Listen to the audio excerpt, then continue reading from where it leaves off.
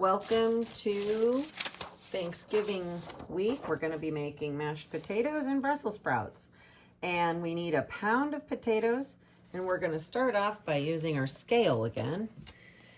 And if you remember, you're going to turn it on and then make sure it's set to pounds, which is LB. Okay, so it'll show pounds on the left side and then ounces are on the right side. So we're going to make sure it's zeroed, which it is. And then we need 1 pound. So we're gonna put some potatoes on here until it gets to close to a pound. And because potatoes come from nature, they're all gonna be kind of wacky. 1.2 is fine. I mean, if you want to like dig through the bag and try to find a way to make it closer to 1, because remember, 16 ounces is a pound. Look. That's 1.1, so that's great. I'll do that, those 3. It doesn't have to be exactly 1 pound, but we're not gonna do 2 pounds and we're not gonna do ½ pound. And this week we're gonna peel these potatoes because you know, they come from the earth. They're kind of dirt covered. And even though the skin has a lot of nutrients in it, for what we're making, mashed potatoes, you don't want to have peels in it unless you were making some sort of a rustic mash or something like that, but we're not. We're making just traditional mashed potatoes. So notice when you're peeling, you want to hold with your non-dominant hand. So I am right-handed. I'm going to hold my peeler in my right hand. And then I'm going to hold the potato in my non-dominant hand, which is my left hand.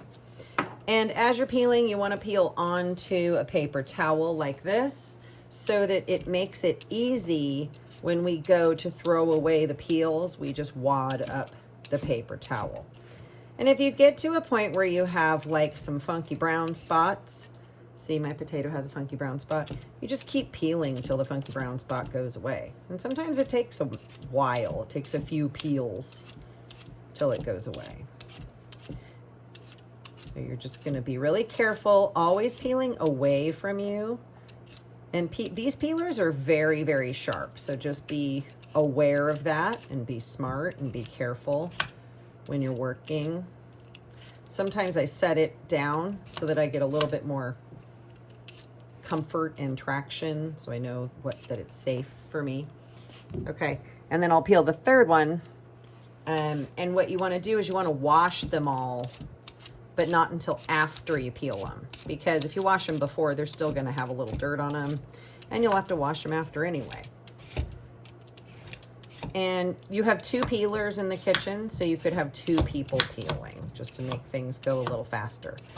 Thursday is absolutely only prep day. All we are doing is cutting and slicing and getting things ready.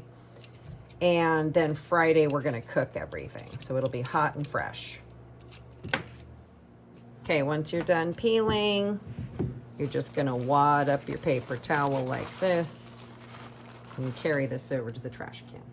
And then head on over to the sink and just give these guys a good rinse.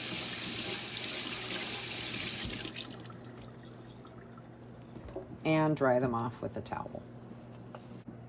And you're gonna have 2 cutting boards going this week and 2 knives going this week.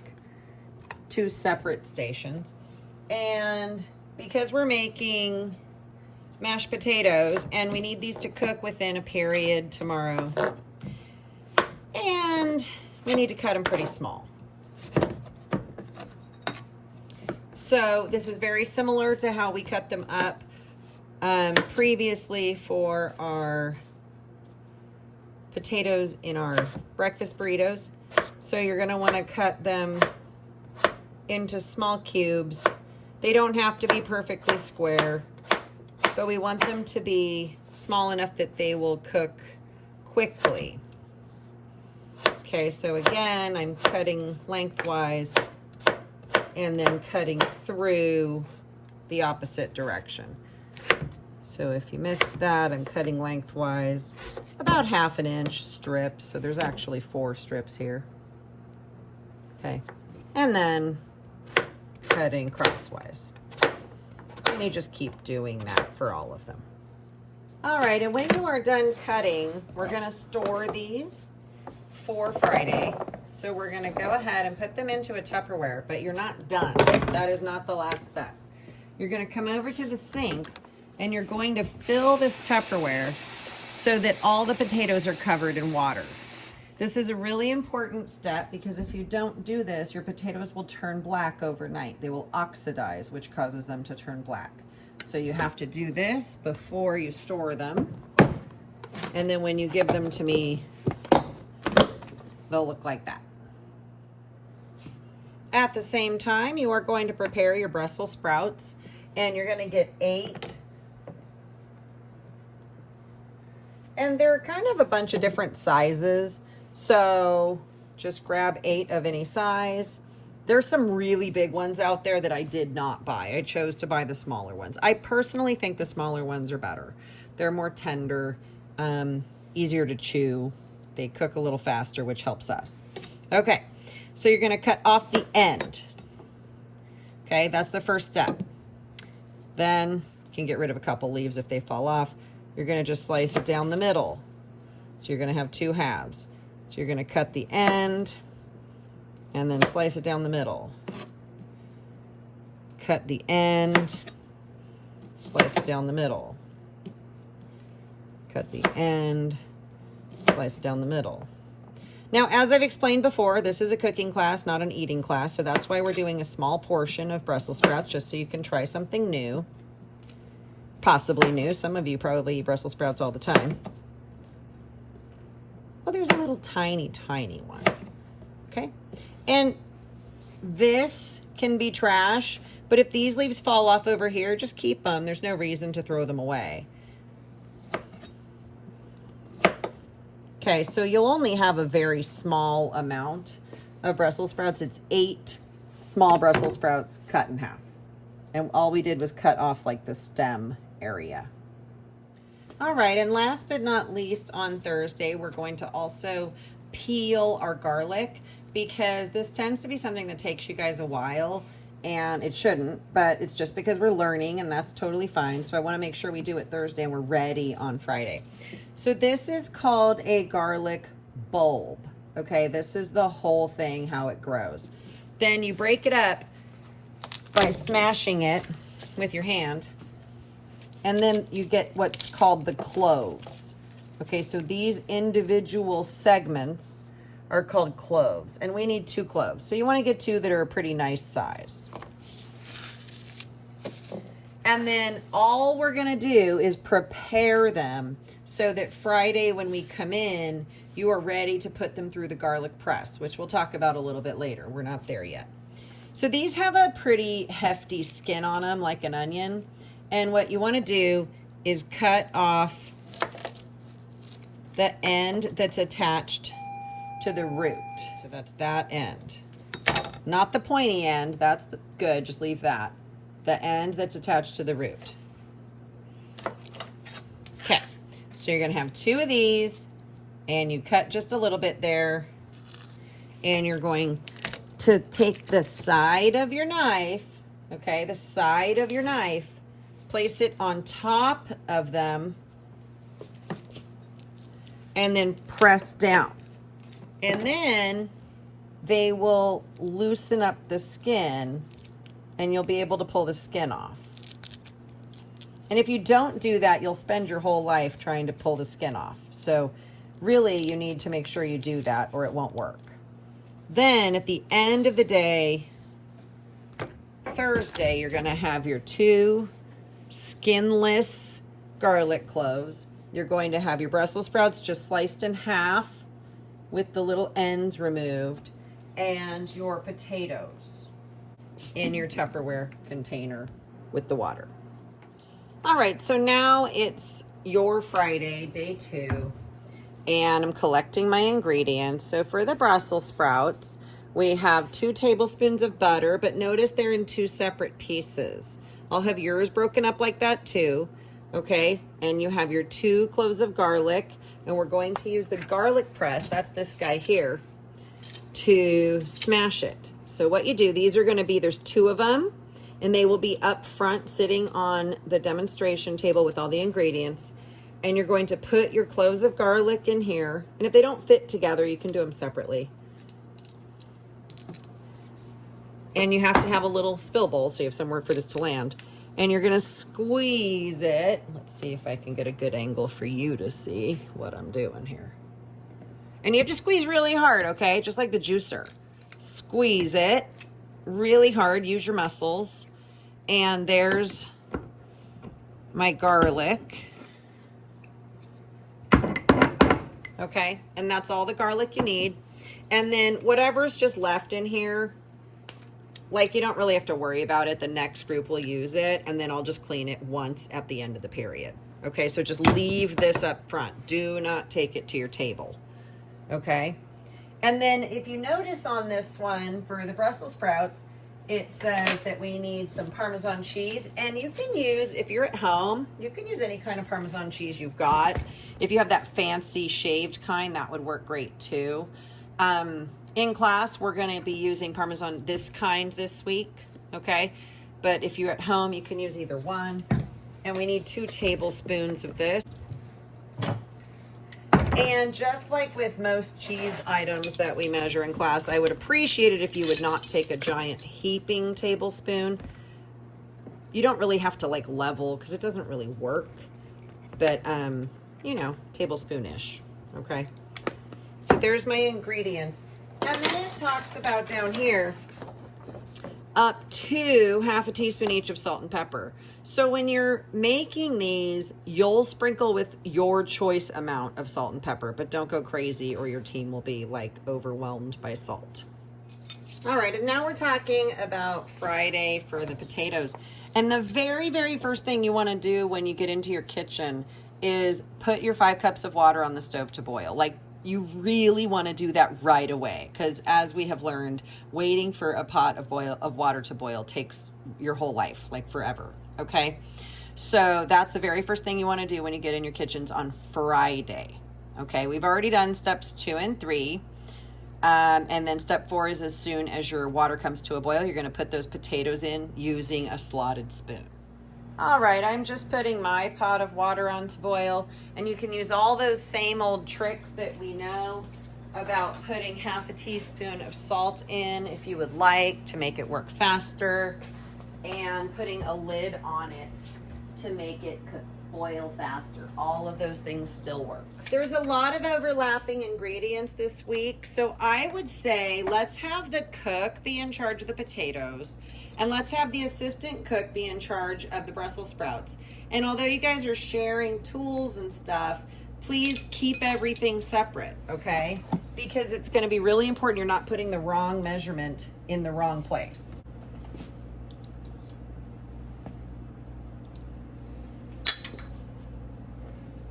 Okay, and then I need my pepper. And I'm still seeing you guys do crazy stuff to measure. When there's a lid like this, remember, all you have to do is drag it across. So I need 1/8 of a teaspoon, which is 1/2 of a 4th. So I have my salt and my pepper. I have my butter, and now I just need to get my milk measured. All right, and we need 1/3 of a cup of milk.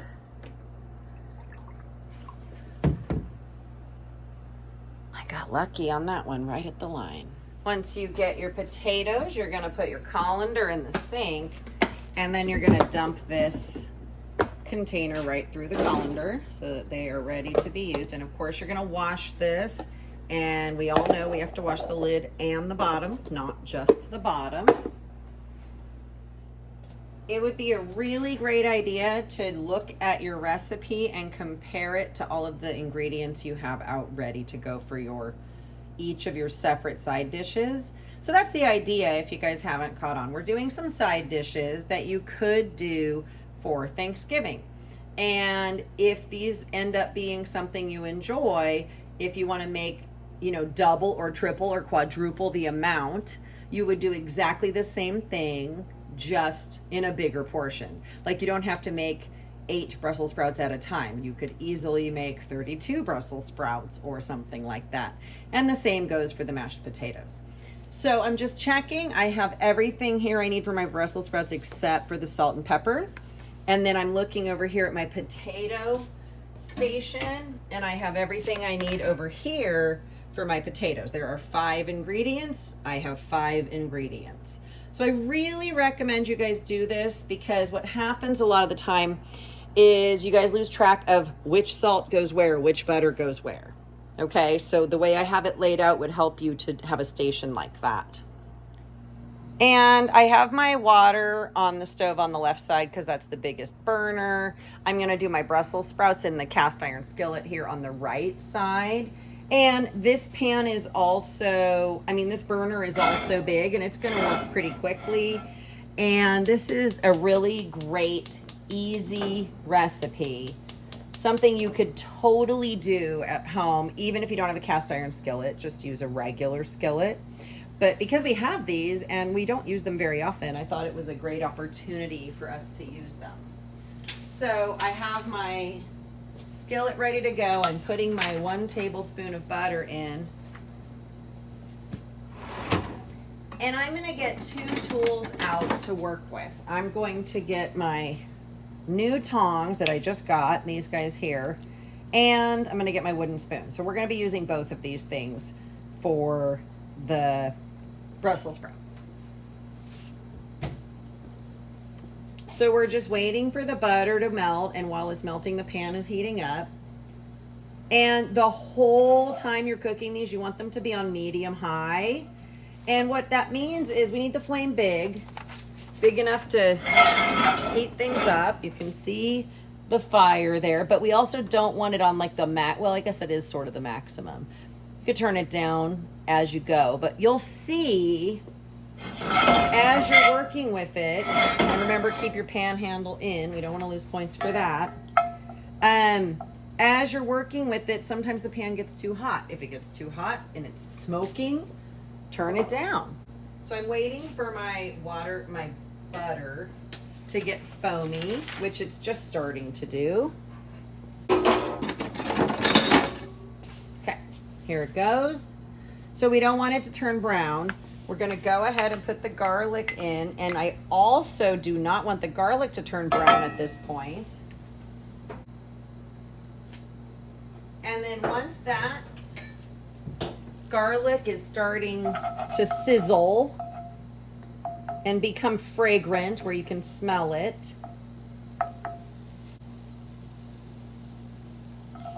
okay, so when it starts to sizzle and you can smell it, which I can, I'm going to go ahead and put in 1 more tablespoon of butter and my Brussels sprouts. And they'll kind of fall apart, and that's totally okay. Like, don't worry if some leaves are not connected. That's actually good. Those little individual leaves become kind of crispy, and they're a nice treat. So stir it up a little bit. Then you're going to take your tongs, and you're going to flip them all so they are flat side down.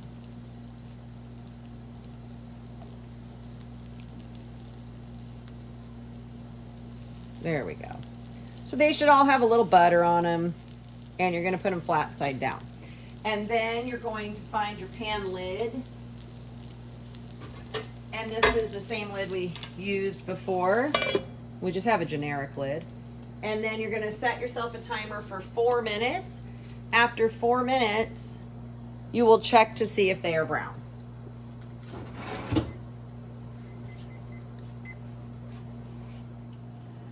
All right, well, exactly like in the past, you really do want to get the potatoes going as soon as you can. So as soon as the water's boiling, we're going to put these in here. And notice I'm using the slotted spoon to do this in an effort so I'm not just dumping them in and making a bunch of boiling water go splashing around. So I'm scooping with my slotted spoon and like placing them in, okay?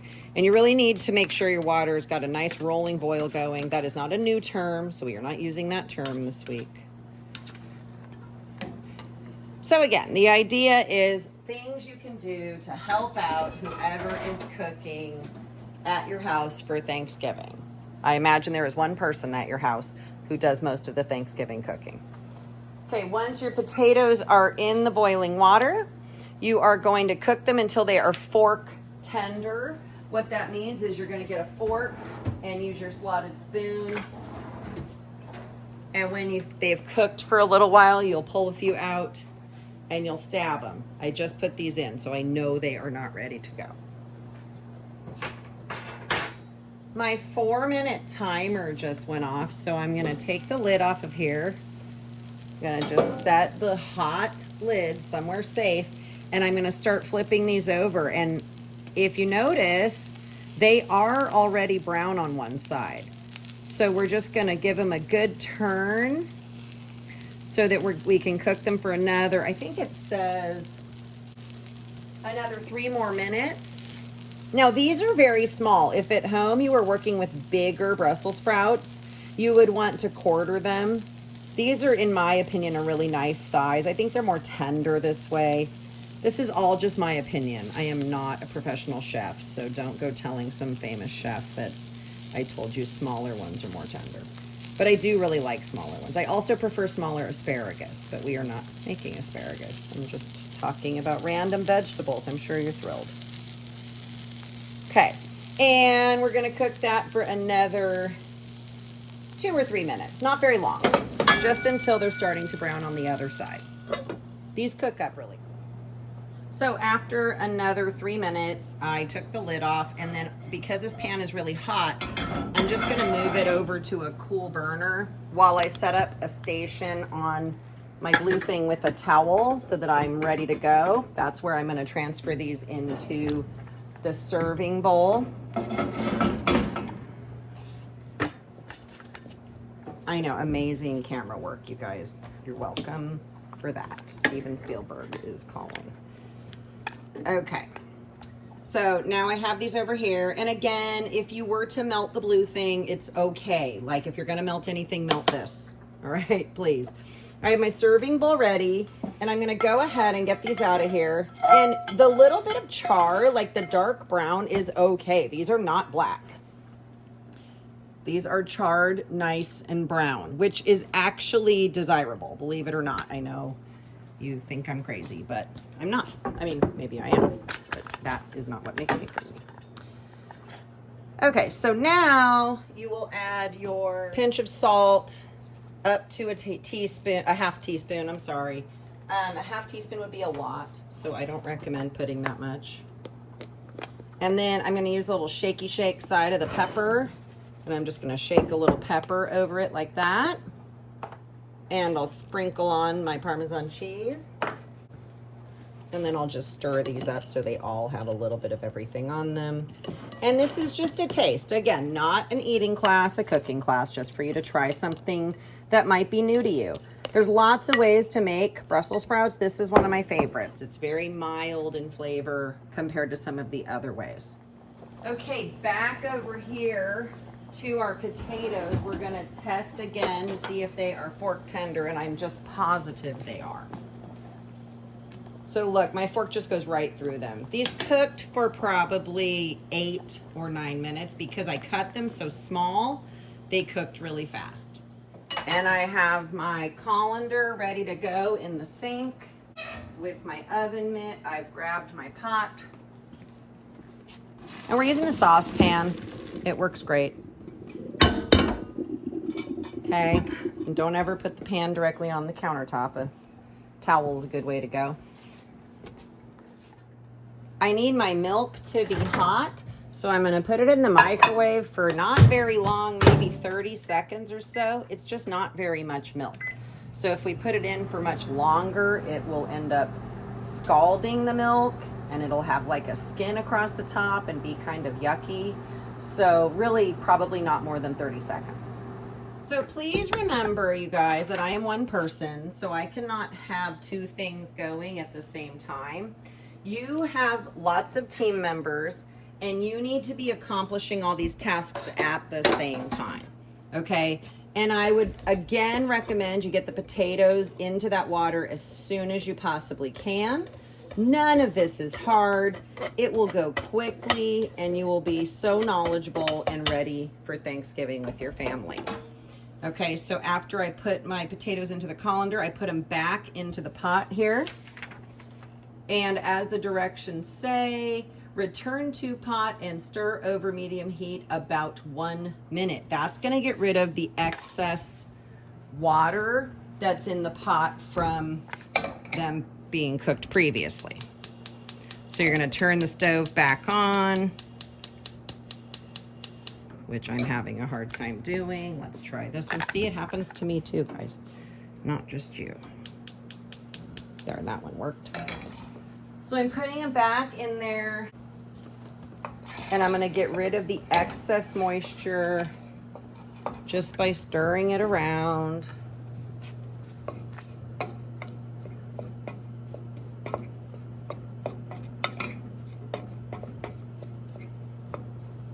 Okay, so I've got them off the stove. I'm going to add all the ingredients, the hot milk, the pepper, the butter, and the salt. And then I'm going to find my potato masher. And if you are unfamiliar with a potato masher, there's a few different ones in the classroom. Some of them look like this. Some of them are missing the round part here. Not missing, they just don't have it. So something along the lines of this.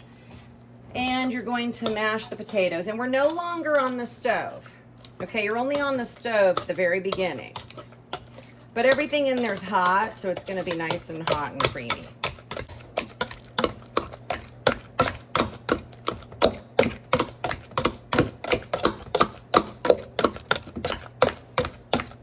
And these are not going to be whipped, so they're not going to be super light and airy. They're going to be more rustic, which is by choice. Then the very last step is to take your wooden spoon and just kind of smash it around and get it a little creamier. But they're a very, very nice texture. They tend to be very popular.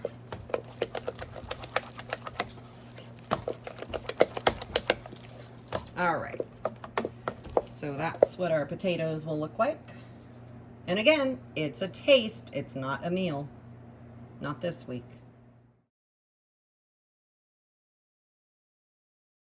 We're not done, guys. You also need to make sure that you clean your colander. You can put it in the dish tub. But colanders, potatoes leave a lot of starch behind, so you need to wash both the top and the bottom. Okay, and these are brand new, so I'll definitely be able to tell the difference between washing it and not washing it. And then last but not least, we have our cast iron skillet, which we are familiar with, and we've done this before. And you're gonna need the little scraper. And let's do it before you cook, because it'll probably be too hot after. So you're gonna scrape anything that's stuck.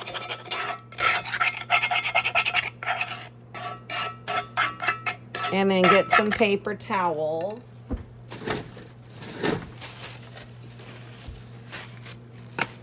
And just wipe it out. And that'll leave it nicely seasoned. Seasoned means that the oils have all absorbed into the pan, which is what they are supposed to do. That's how cast iron skillets remain non-stick. That's why not everything is sticking to it. So it just needs to be clean, free of debris, okay, and look like that when you go to use it.